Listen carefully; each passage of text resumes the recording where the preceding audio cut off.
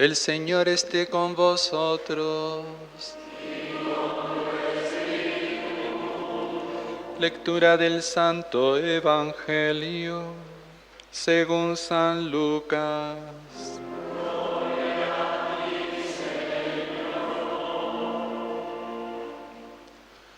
Cuando se cumplieron los días de la purificación, según la ley de Moisés, los padres de Jesús lo llevaron a Jerusalén para presentarlo al Señor, de acuerdo con lo escrito en la ley del Señor. Todo varón primogénito será consagrado al Señor, y para entregar la oblación, como dice la ley del Señor, un par de tórtolas o 2 pichones. Había entonces en Jerusalén un hombre llamado Simeón, hombre justo y piadoso, que aguardaba el consuelo de Israel, y el Espíritu Santo estaba con él. Le había sido revelado por el Espíritu Santo que no vería la muerte antes de ver al Mesías del Señor.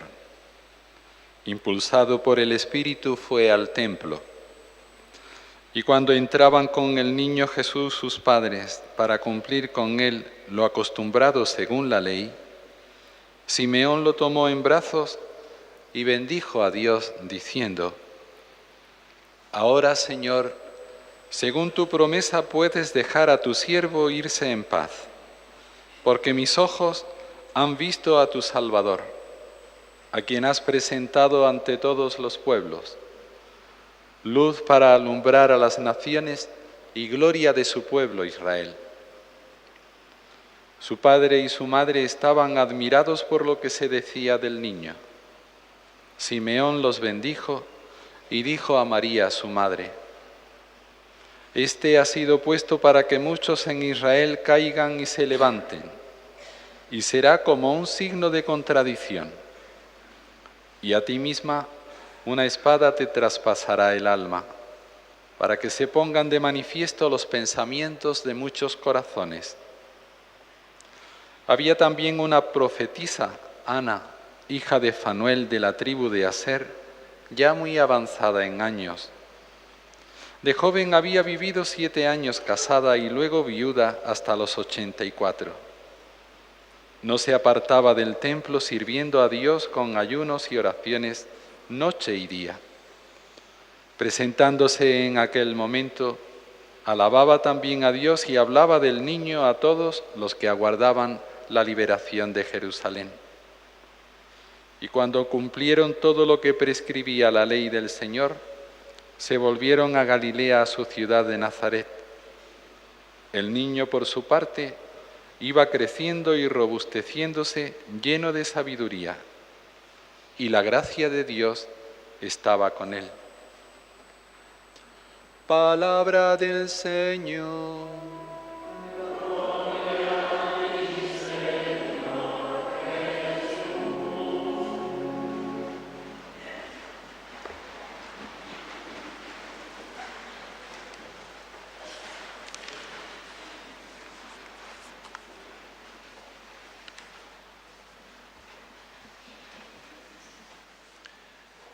Queridos hermanos sacerdotes, miembros de la Hermandad de Nuestra Señora de las Angustias, hermanos todos. Recordaba en estos momentos aquellas palabras de Jesús cuando le dice a sus discípulos: hace tiempo que he deseado celebrar esta Pascua con vosotros. Y yo puedo decir hoy, tenía ganas de llegar a este día, porque vamos a tratar un misterio que atraviesa la vida de todos nosotros. Pero nos vamos a fijar en María, porque de una manera muy particular traspasó su vida, traspasó su alma, y así la veneramos en esta Basílica de Nuestra Señora de las Angustias. Vamos a tratar el misterio del dolor. Yo creo que no hay nadie aquí presente que pueda levantar la mano y decir: yo no he padecido nada en mi vida. Mi vida ha estado totalmente regalada. Yo creo que nadie, ¿verdad? Nadie. El dolor nos ha tocado en algún momento de nuestra vida, más o menos, pero nos ha tocado. Mirad, el Evangelio que se ha proclamado es de San Lucas. Es el evangelista que recoge más pasajes de la infancia de Jesús. Yo estoy convencido de una cosa. Es verdad que lo que les voy a decir no se puede afirmar categóricamente, no está del todo probado, pero es un convencimiento mío, que Lucas conoció y habló con María. Es más, me atrevería a asegurar que la llegó a conocer en Éfeso, en una ciudad de Turquía, donde San Lucas acompañó a San Pablo en su tercer viaje. Estuvieron allí largo tiempo y es la ciudad donde vivió María los últimos años de su vida, a 7 kilómetros de Éfeso, en una colina, la colina Panaya Kupulo. Por eso, después de varios años como estuvieron allí, me cuesta creer que estos hombres de Dios no llegasen a conocer a la mujer de Dios, a la madre de Dios. San Lucas relata de una manera pormenorizada relatos de la infancia. Y seguro que todos estos relatos, que los llevaba en su corazón e iba sacando como un tesoro, San Lucas los recibió como una tradición oral, una tradición directa, y los plasmó por escrito sirviéndose de los géneros literarios que se utilizaban ya en la Sagrada Escritura. Y entre tantos pasajes de la infancia de Jesús, María le tuvo que hablar a San Lucas de este momento, de esta escena cuando María y José van al poco de nacer Jesús al templo de Jerusalén. Ellos cumplían con lo que prescribía la ley de Moisés, la Torá, y llevaban dos intenciones. Una, la purificación de la madre, que estaba prescrita en la ley. A los 40 días del nacimiento, la madre tenía que purificarse. En realidad, María no necesitaba purificación ninguna, pero sigue la tradición del pueblo, se siente unida al pueblo que le ha acompañado en la fe. Y también para ofrecer a su primer hijo varón, su único hijo varón. De fondo hay una idea preciosa en este ofrecimiento. Tenían que ofrecer siempre las primicias de la tierra, las primicias también de los animales y las primicias de los hijos. La idea de fondo era a Dios lo mejor. A Dios le tenemos que dar lo mejor de nuestra vida. Esto lo podríamos personalizar también nosotros. ¿Yo qué te puedo dar, Señor? Pues dale lo mejor que tengas, lo mejor. Y claro, le ofrece el primogénito. Pero los sacrificios humanos estaban prohibidos. Por lo tanto, tenían que hacer un intercambio. El intercambio era ofrecer un animal puro, ya sea cordero o 2 palomas, en rescate de este primogénito, porque estaban prohibidos los sacrificios humanos. Porque ofrecieron 2 palomas, sabemos de la condición humilde de la familia de Nazaret. Si hubiese sido una familia adinerada, hubiesen ofrecido un cordero. Era una familia sencilla, pobre, humilde, que ofrece lo que tiene. Pero lo importante de este pasaje es que va a quedar ya prefigurado el futuro de Jesús. Anticipa lo que dentro de unos años va a ser la consumación de un sacrificio. Jesús se va a sacrificar por voluntad del Padre para la salvación de todo el género humano, para que el que crea en Él no perezca, sino que tenga vida eterna. Por lo tanto, en la doble profecía del anciano Simeón ya está anunciada la sombra de la cruz, la sombra del rechazo que va a sufrir por parte de los hombres. Jesús dirá que es signo de contradicción para que unos caigan y otros se levanten. Es decir, que a Jesús el juicio que se nos hará será por la acogida o el rechazo que hagamos de Jesús, para que unos caigan por el rechazo y otros se levanten por la acogida que le demos. Que este mensaje nos lleve a tener siempre a Jesús en lo más profundo de nuestro corazón, al igual que lo tuvo María. Y la segunda profecía, una espada te atravesará el alma. Mucho tuvo que rumiar María estas palabras. ¿Qué querría decir el anciano Simeón con una espada que me va a atravesar?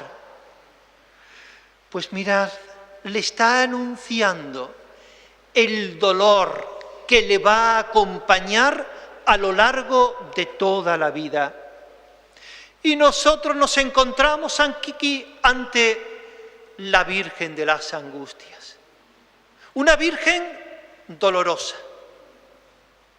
Y fijaros en su pecho, un corazón traspasado por 7 espadas. Estas son las 7 espadas de dolor.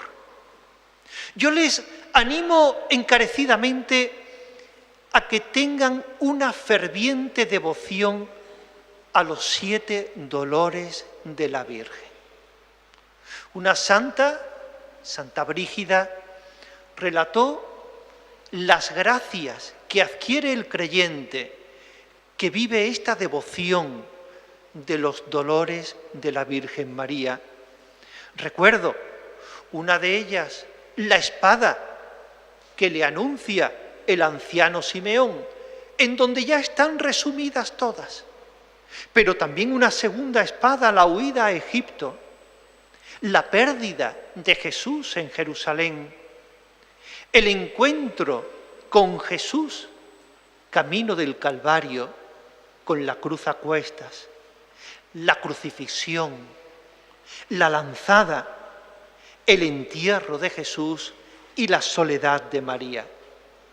Por lo tanto, María sabe de dolor. María es modelo de cómo vivir con aceptación esta espada de dolor que todos, insisto, debemos de vivir en un momento o en otro de nuestra vida. Nuestra patrona nos puede enseñar mucho de esto. Ya la advocación que recibe de las angustias. Angustias viene de angosto.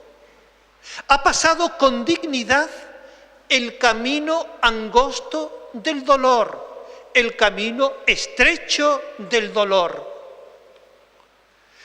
Es una llamada de atención a todos nosotros. Vive también con dignidad esas estrecheces por las que hemos de pasar. María, por lo tanto, es paciente.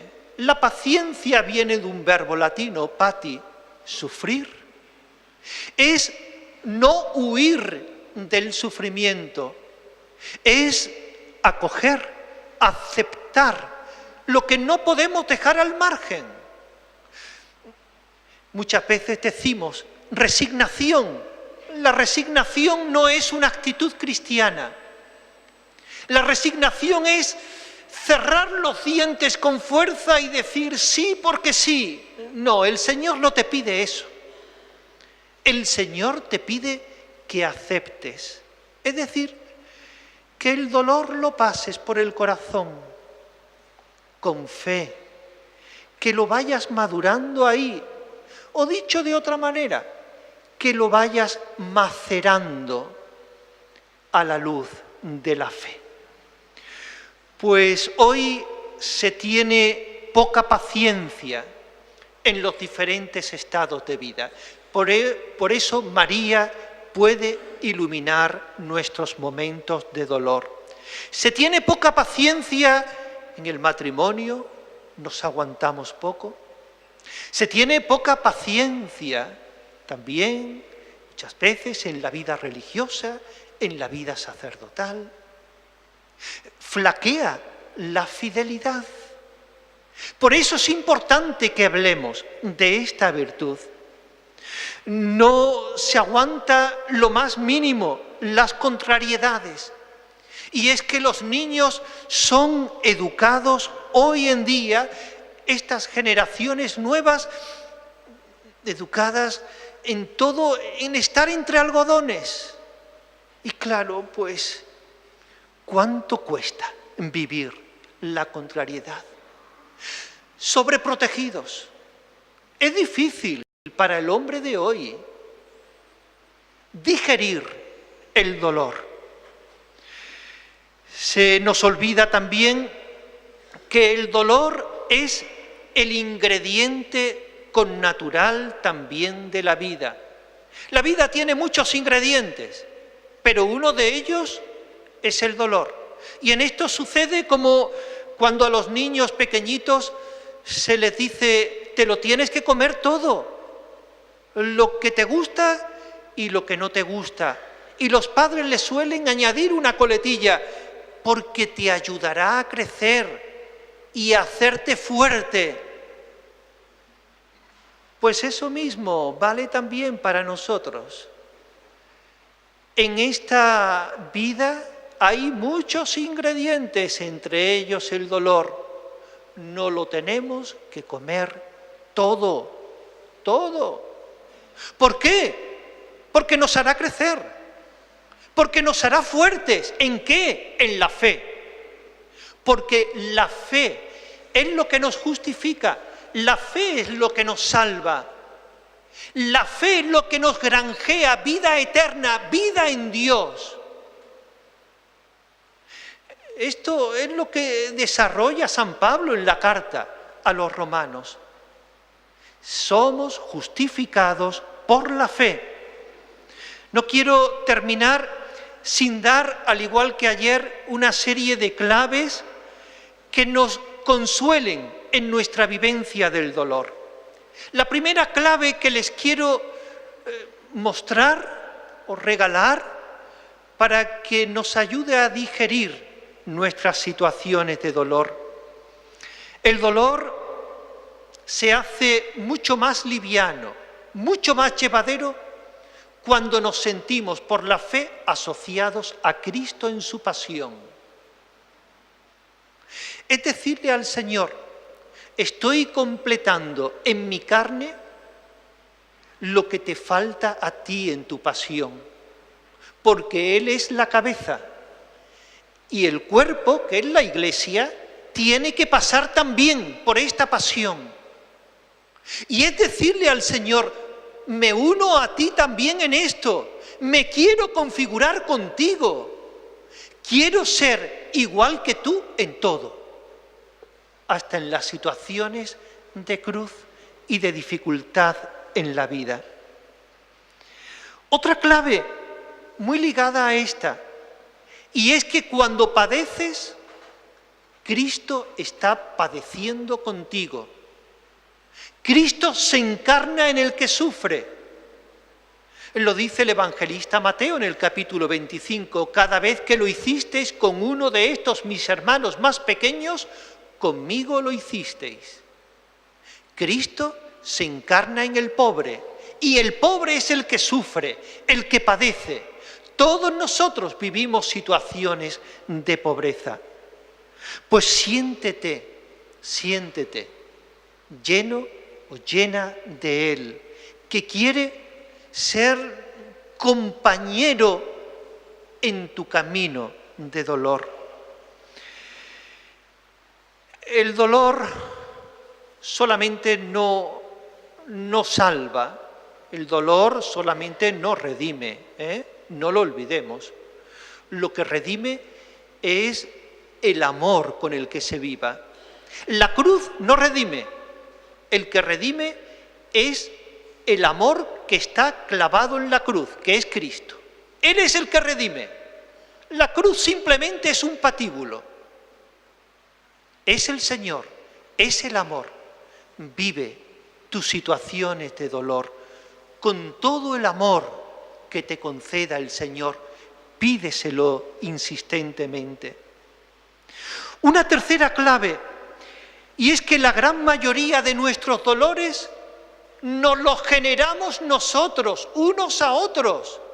No es Dios, somos nosotros. Ya me gustaría a mí, y estoy seguro que lo que voy a decir a todos ustedes también, ya me gustaría a mí que todo aquel que empuñe un arma se convirtiese en una flor. Ojalá, pero no se va a convertir nunca en una flor. La pistola seguirá disparando, la navaja seguirá acuchillando, las bombas seguirán explotando. Atención, la lengua seguirá criticando. Bien, tenemos muchas armas. La mano seguirá bofeteando. Pues bien, ni la mano, ni la lengua, ni la navaja, ni la bomba, ni la pistola se convertirán nunca en una flor. ¿Y saben por qué? Porque si no, ¿de qué serviría la libertad? Se nos está probando en el ejercicio de la libertad. Y si no tenemos libertad, mejor ser como animalitos. Comer, dormir y procrear. Ya está. Pero no, el ser humano es mucho más que comer, dormir y procrear. El ser humano es una relación de amor, porque ha sido creado a imagen de Dios. Por lo tanto, ejerzamos nuestra libertad como Dios quiere, orientada siempre al bien, al amor, y ya verán como muchos de nuestros dolores serán como humo, se esfumarán. Y la última clave que les quiero dar también es que no despreciemos nunca en las situaciones de dolor el silencio de Dios. Es una de las sensaciones que tenemos. Señor, no me dices nada. Con lo mal que lo estoy pasando, di algo, dame una señal. Y Dios calla. Termino con una historia. Es la de una mujer que estaba hilando y el tejido lo tenía entre sus piernas. Debajo del tejido estaba el niño pequeñito. Y el niño veía el tejido por abajo, desilvanado, y le decía al niño: mamá, qué mal te está quedando el tejido, qué mal te está quedando todo. Y la madre callaba. Y el niño volvía a repetir: mamá, que te está quedando muy mal. Y la madre callaba.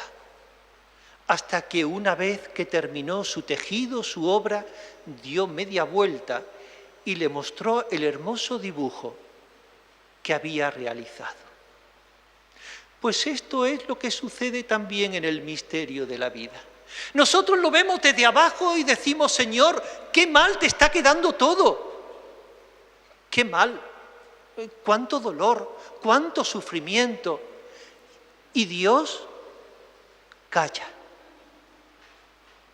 Algún día veremos que la historia la ha ido entretejiendo de tal manera que al final siempre triunfará el amor y el bien.